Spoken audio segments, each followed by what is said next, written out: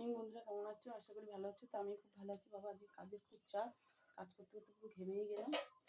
আর রান্না করছি ডিম আলু সেদ্ধ দিয়েছি, ভালো তোমাদের দেখাচ্ছি। তো দেখো আমার ডিম আলু সেদ্ধ হচ্ছে, আর এখানে উচ্ছে ভেজে রেখেছি।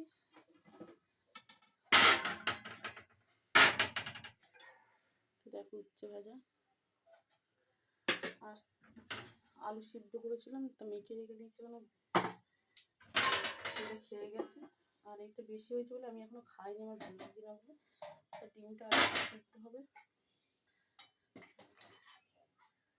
মশলা করতে তখন পেঁয়াজ ছাড়ানো হয়নি, ছাড়াতে হবে।